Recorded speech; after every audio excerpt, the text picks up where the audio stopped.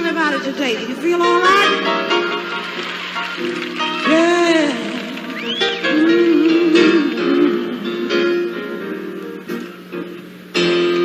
How I got over. How I got over. Oh Lord, you know my soul. Look back and wonder how I got over. Oh Lord, how I got over. Oh yeah, how I got over. Yeah, Lord, you know my soul. Look back and wonder how I got over. Oh yeah. Just as soon as I can see Jesus, the man that made me free. It was the man who bled and suffered. You know he died for you and for me. I'm gonna thank him 'cause he brought me out. I'm gonna thank him.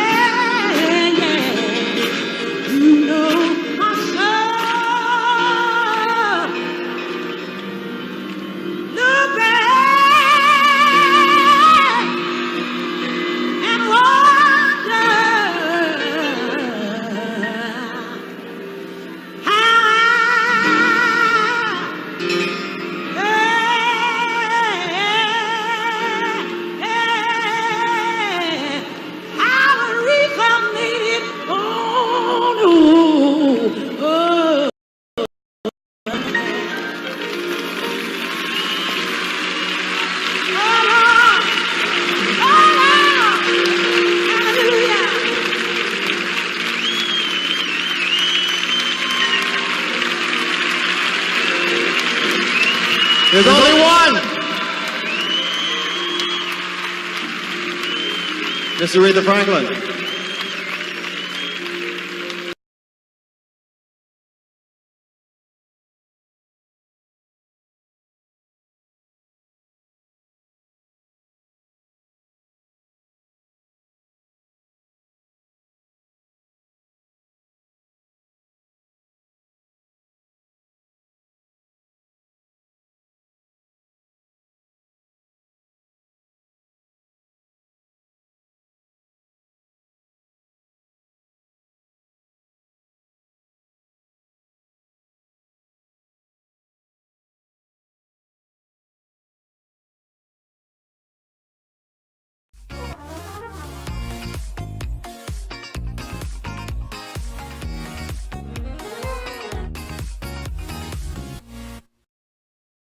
My name is Taryn Newborne, and I'm a singer.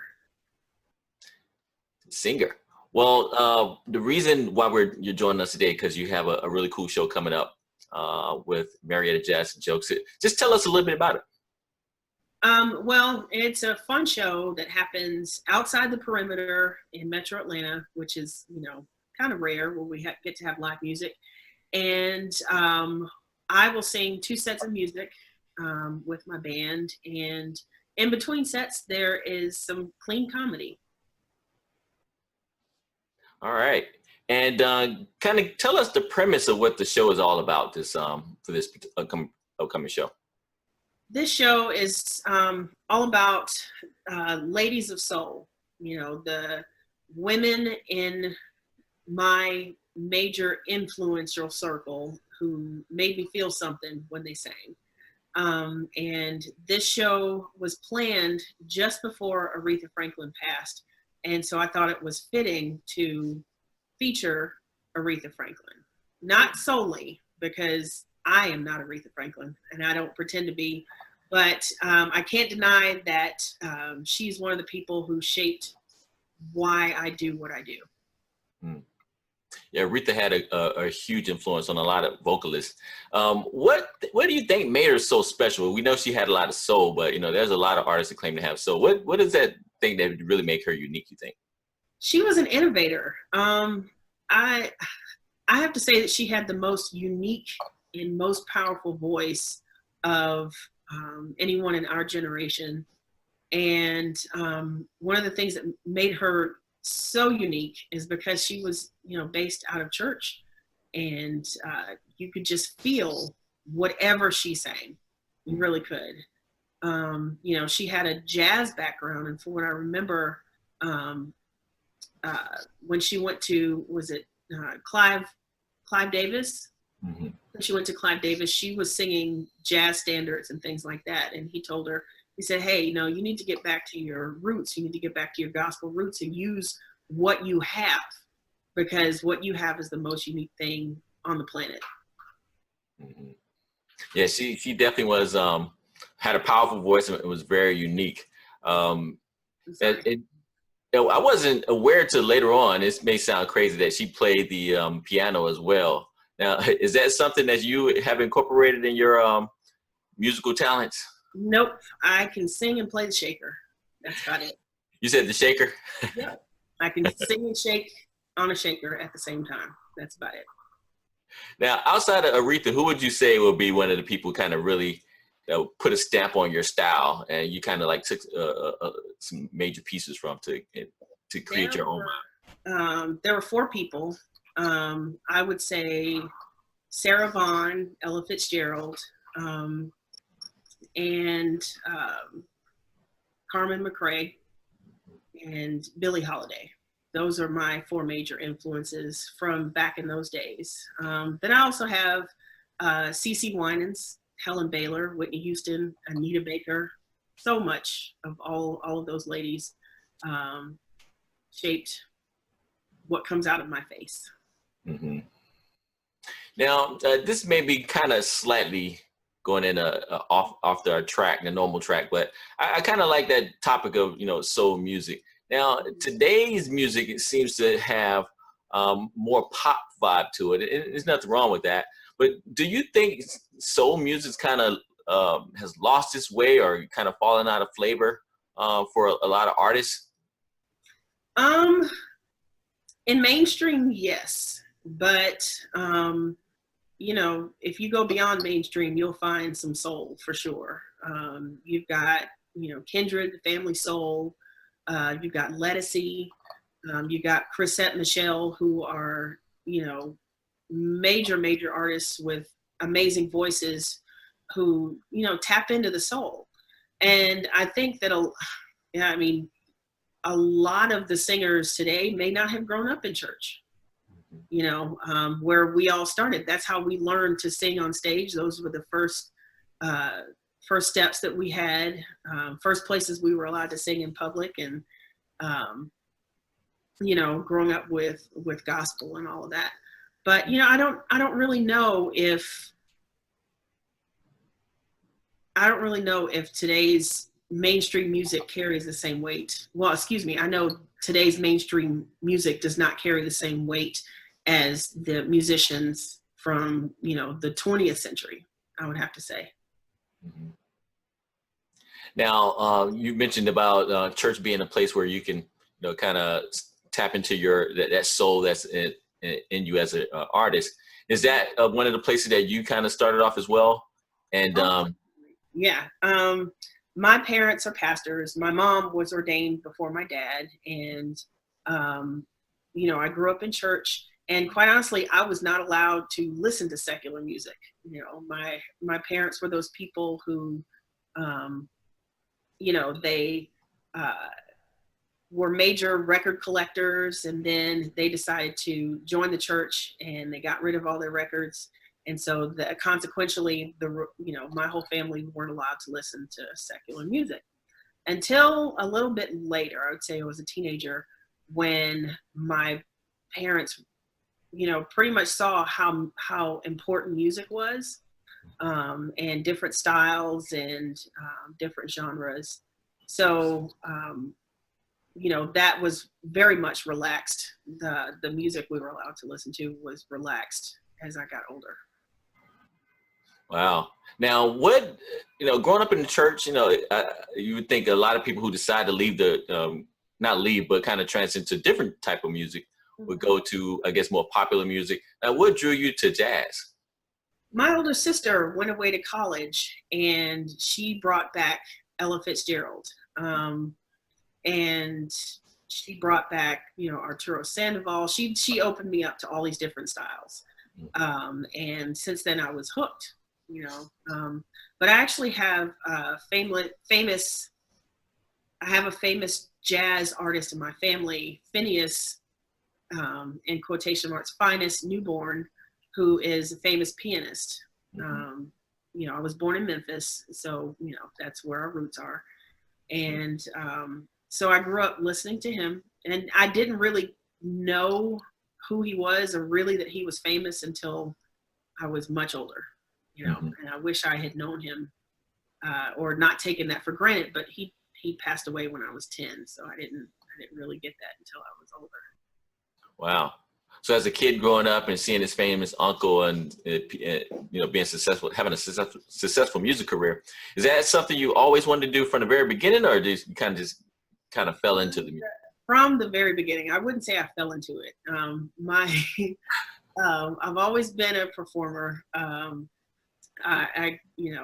It's the stage is home to me. My mom would tell you that she had to beg me to get out of a leotard, a tutu, and leg warmers, and holding some sort of instrument, whether it was a hairbrush or a jump rope as a microphone. I mean, I'm sure so many other people have that story where, that's just what you're supposed to do. But no, I didn't just fall into it, but I started doing it professionally after I had my children. Wow. Now, what made you decide to wait so late to kind of pursue it professionally? I would say maybe confidence is why I waited too late. I mean, I wouldn't say it's too late. It's never too late. But I didn't know if I had the right to. I was a very young mom, and then what happened was I actually formed a band with my dad and my husband at the time and my brother. We had a Christian jazz group. It's kind of like a neo-soul Christian jazz group where we wrote all of our original songs, and then kind of just went from there. And the way that I got into singing jazz and not just listening to it was I had auditioned for a big band here in Atlanta and was their vocalist for about 5 or 6 years. So, that led me to meet all of the heavy hitters in Atlanta. That's how I met and became friends with Joe Gransden and so many others, got plugged into the jazz scene here. So speaking of the jazz scene, I know that you're jazz singer, of course, but you have a kind of like a niche in the jazz scene where you kind of specialize in a certain type of jazz. Tell us a little bit about that. Okay, so I'm gonna go back just a little bit. When, just before and right after I had my kids, I was heavy into ballroom dancing. I had done a few competitions when my younger son was born, and and then kind of strayed away because ballroom dancing is expensive. So, I had children, I couldn't do that full time. Then I kind of got in the salsa world, and when I was at the Sanctuary nightclub, I met two swing dancers who said, "Hey, there's a Georgia Tech dance every month. You should come out." And so I went there, and that's all she wrote. That was probably almost 15 years ago. And so I got heavy into, and when I say swing dancing, I specifically mean Lindy Hop, which is America's first ballroom dance. It is an African-American dance, originated in Harlem in the 1930s. And, and while I was there, my friends, heard I could sing. They said, "Why don't you put a band together?" So that actually kind of catapulted a career for me. I've been all over. I get calls to come and tour and play for Lindy Hoppers, for dancers. And it's the coolest thing in the world. I'm actually friends with Norma Miller, who is the oldest living Lindy Hopper from Harlem. She was one of Whitey's Lindy Hoppers in Harlem at the Savoy Ballroom, and she's going to turn 100 in about a year. She's about to turn 99, and she's super cool. And she's still traveling and teaching, and she does a lot of stuff musically in Italy. And she's invited me. I performed with her in New York. I just got back from Washington, D.C., singing for the International Lindy Hop Championships. They have dances and competitions and classes. And so that's kind of where my world is. And my sons, who are 19 and 16, they also are Lindy Hoppers. Wow. So it's kind of cool. Lindy Hop was the hip hop back in the day. Yes. So it was a socially rebellious dance. And the Savoy Ballroom was one of those places that would let anybody in. That's where Count Basie and Ella Fitzgerald and Chick Webb got their start.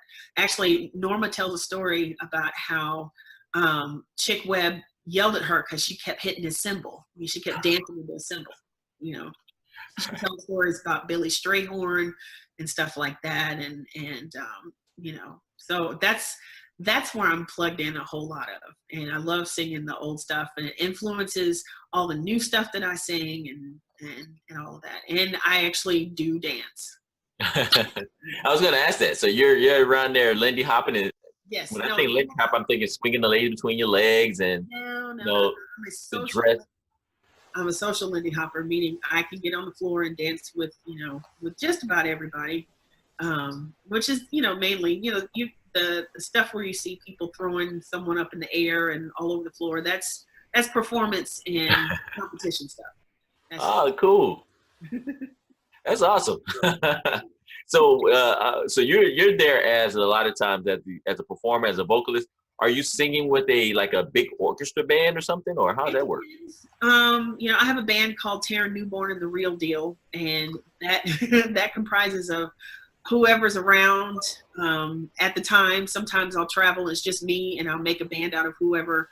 I did that up in Boston and New York and Providence, Rhode Island, where I kind of just grab some guys from out there. But then I have my few standards here. And it just depends on what the situation is. If I can, get a whole big band, and I will. But that's usually not the case. I'll usually have, at the very least, a trio with me. Cool. Maybe a couple horns, stuff like that. Wow. Now that sounds like a lot of fun. It really is. It really is. So when you transition from a Lindy Hop type of style to, I guess, when you're singing soul and jazz, is there a different approach that you take to performing the music? I never thought about that. To me, a song is a song. It's, I just try to tell a story, and just whatever the song is, that's the story I'm going to try to tell. Yeah. Well, I guess that sounds like the definition of a soul singer. I hope so. Tell it from that My own head, but I can only do what comes out of my face, and out of my heart.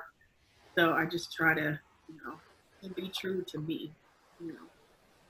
So for your show coming up, first of all, just kind of, we may not talk about the details, but kind of tell me the actual date and time and location of the show.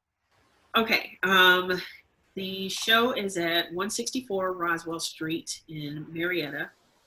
It's at Marietta Square, actually, right? And right in the middle of Marietta Square. It starts at 8. Doors open at 7, and usually goes to about 10 or 11 o'clock. Okay. Yeah. And then you do a couple of sets. Is that how that works? And then there's comedy in between? Yes. And so, all right, I'm going to tell you a little bit about who I have with me. Okay. I have this guy named Mike Rock, and that is his actual legal name, and he's a rock guitarist. And we teamed up, and I feel like that's the definition of soul, since rock and roll is, the tradition among African American people, and so is jazz. And you mix that up, and what do you get? You get soul, and it's just the coolest thing. And I also have a new addition.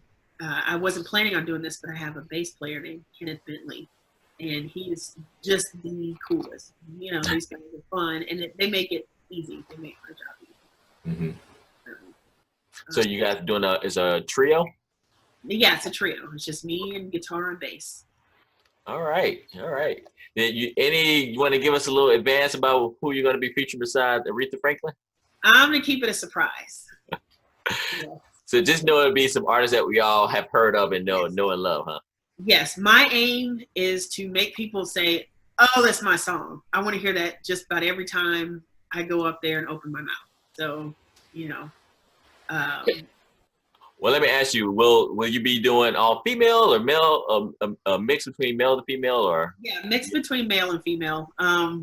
Because this is dedicated to the ladies of soul, I couldn't leave the guys out, because since I'm the one singing, the songs, it's going to come out of me as a lady of soul. So, I've got, Fontaine is so funny. He calls me every once in a while, especially when we do these shows, and he makes these requests, He's like, who you got this time? And I'm like, I'm not telling, but I'll be there for you, Now, how far back in the vault are you going? Are we going back to the 50s and 60s, or? Yeah, I'm going back there. I might go back to the 30s. I'm trying to think of my list. Yeah. Might go back to the 30s. Yeah. All right. Where's the soul coming from? You might take us right to the origins of it, huh? Yes, that's the aim. All right. Well, we appreciate you joining us today, I'm sure we're gonna all be ready to get some tickets to go to this show. Speaking of which, if we would like tickets, how can we grab tickets to the show coming up? You can check out Eventbrite and look for Marietta Jazz and Jokes, and search for the Ladies of Soul, or just search my name, Taryn Newborne, TarynNewborne. Okay. And for those who want to kind of follow you and maybe check out some of your Lindy Hop performances, how can they follow you around and find out what's going on? Well, you can follow me on Instagram. I'm at Sing Taryn Swing. I'm also on Twitter at Sing Taryn Swing.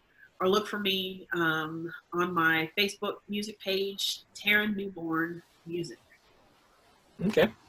And just one last time before, for those who are kind of maybe sitting on the edge about, sitting on the fence about going to the show, kind of tell them why they should make sure they be there.